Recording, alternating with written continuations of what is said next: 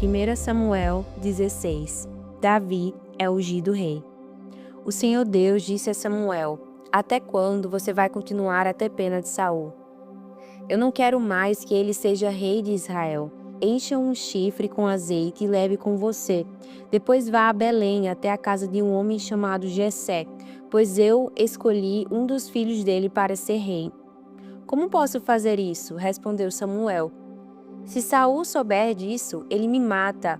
O Senhor Deus respondeu: Leve um bezerro e diga que você foi lá para oferecer um sacrifício ao Senhor. Convide Jessé para o sacrifício, e depois eu lhe digo o que fazer. Você ungirá como rei aquele que eu indicar. Samuel fez o que o Senhor Deus havia mandado e foi a Belém. Quando chegou lá, os líderes da cidade foram tremendo encontrá-lo e perguntaram: A sua visita é de paz? Sim, respondeu ele. Eu vim oferecer um sacrifício a Deus, porém fiquem-se e venham comigo. Ele mandou que Jessé e os seus filhos se purificassem e os convidou para o sacrifício. Quando eles chegaram, Samuel viu Eliabe, um dos filhos de Jessé, e pensou: Este homem que está aqui na presença de Deus, o Senhor, certamente é aquele que o Senhor escolheu. Mas o Senhor disse: Não se impressione com a aparência nem com a altura deste homem. Eu o rejeitei porque não julgo como as pessoas julgam. Elas olham para a aparência, mas eu vejo o coração. Então Jessé chamou o seu filho Abinadab e o levou a Samuel. Mas Samuel disse: Este também não foi escolhido pelo Senhor. Aí Jessé trouxe o seu filho Simeia, e Samuel disse: O Senhor Deus também não escolheu este.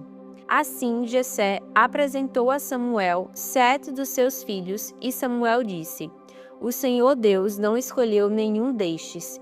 E perguntou a Jessé: Você não tem mais nenhum filho? Jessé respondeu: Tenho mais um, o caçula, mas ele está fora, tomando conta das ovelhas. Então mande chamá-lo, disse Samuel. Nós não vamos oferecer o sacrifício enquanto ele não vier. Aí Jessé mandou buscá-lo. Era um belo rapaz, saudável e dos olhos brilhantes. E o Senhor disse a Samuel: É este mesmo, unja-o. Samuel pegou o chifre cheio de azeite e ungiu Davi na frente dos seus irmãos. E o Espírito do Senhor dominou Davi, e daquele dia em diante ficou com ele. E Samuel voltou para Ramá. Davi e Saul. O Espírito do Senhor saiu de Saul, e um espírito mau, mandado por Deus, começou a atormentá-lo. Então os empregados de Saul lhe disseram: Sabemos que um espírito mau, mandado por Deus, está atormentando o Senhor. Mande, e nós iremos procurar um homem que saiba tocar lira. Assim, quando o espírito mau vier sobre o Senhor, o homem tocará a lira, e o Senhor ficará bom de novo. E Saul ordenou: Procurem um homem que toque bem lira, e o tragam aqui. Um dos empregados respondeu: Jessé, da cidade de Belém, tem um filho que é bom músico. Ele também é valente, bom soldado, fala bem, tem boa aparência, e o Senhor Deus está com ele. Aí Saul enviou mensageiros com este recado para Jessé: Mande-me o seu filho Davi, aquele que toma conta das ovelhas. Então Jessé mandou Davi a Saul, e Davi levou de presente um odre cheio de vinho, um cabrito e um jumento carregado de pão. Davi foi e ficou trabalhando para Saul. Este gostou muito de Davi e o escolheu para carregar suas armas. E mandou a seguinte mensagem a Jessé: Eu gostei de Davi, deixe que ele fique aqui ao meu serviço. Daí em diante, toda vez que o espírito mau mandado por Deus vinha sobre Saul, Davi pegava a sua lira e tocava. O espírito mau saía de Saul e ele se sentia melhor e ficava bom novamente. Salmos 61. Segurança em Deus.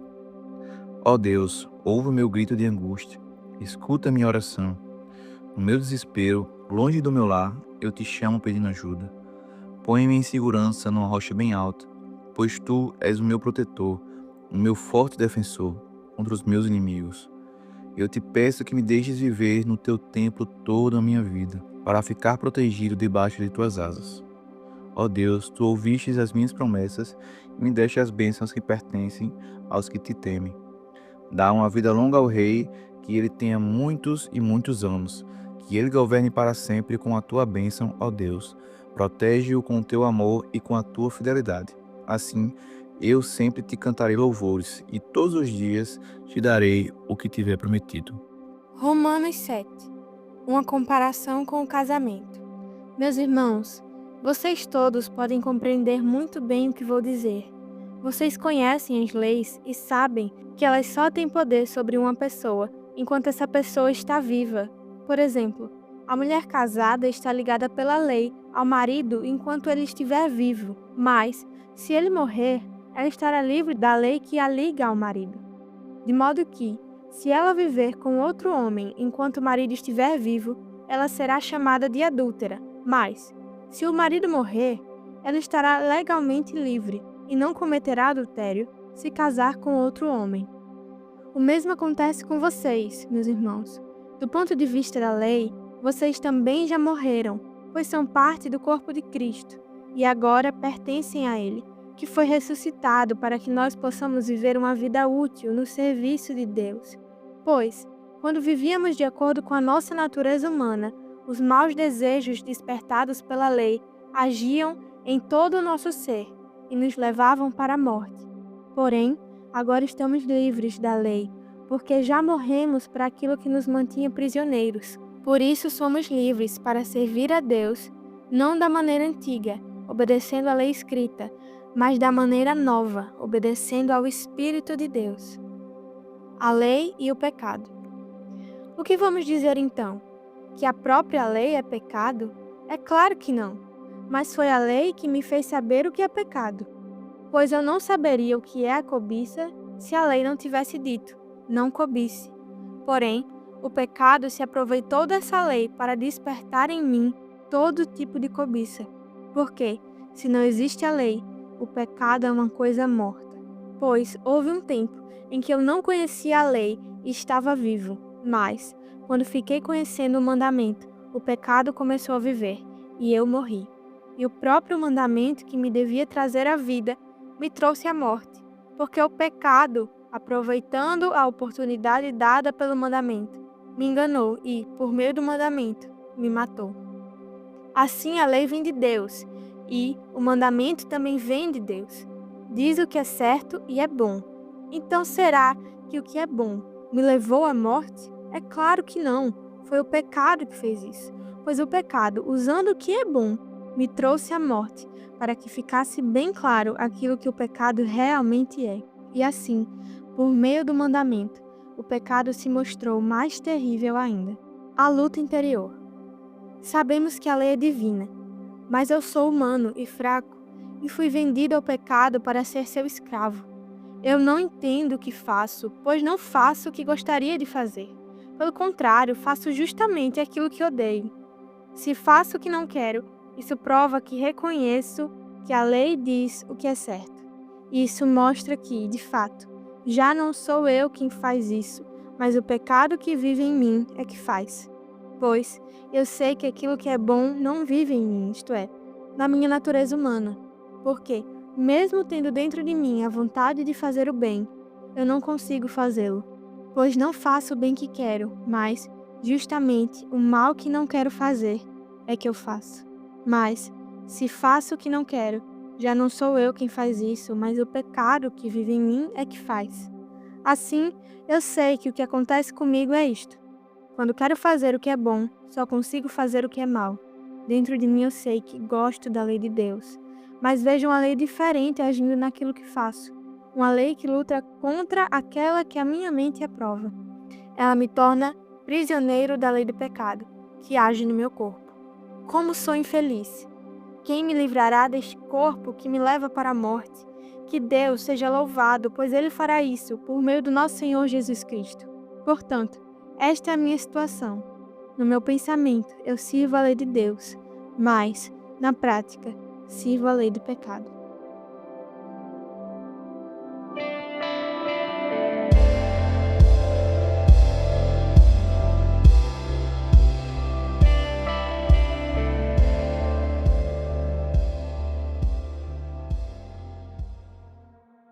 para terminar o nosso devocional, vamos orar. Senhor Deus, Pai querido, nós queremos declarar nesta hora que Tu és Deus, que Tu és Senhor, que Tu és soberano sobre todas as coisas. Que não há nada, Deus, que o Senhor não saiba, que o Senhor não já tenha feito, ou não já tenha planejado, ou não já tenha pensado. Todas as coisas estão sob o Teu domínio. Ainda, Deus, que passamos por situações em que não sabemos o que fazer, o que decidir, para onde ir, mas queremos entender e queremos crer que o Senhor está no controle de todas as coisas, que o Senhor já tem definido um propósito para tudo, quer seja na dificuldade, quer seja na alegria, quer seja momentos bons ou momentos ruins, o Senhor está em todos os momentos. Que o nosso coração, Pai, esteja totalmente ligado ao Teu, para que quando as adversidades, quando os problemas, as dificuldades, mas também quando os momentos bons vierem, as lutas, as vitórias, enfim, quando tudo acontecer na nossa vida, possamos entender que tudo é para a Tua honra e para a Tua glória, e que não é nada sobre nós, nem no que fazemos, nem o que pensamos, mas é tudo sobre Você. Deus, nesta hora, abre nossa mente, abre nosso coração para que possamos entender o Teu querer e a Tua vontade para nós, e que essa palavra fique guardada no nosso coração e que nunca se perca, trazendo frutos que glorificam o Teu nome. Essa que nós declaramos em nome de Jesus. Amém.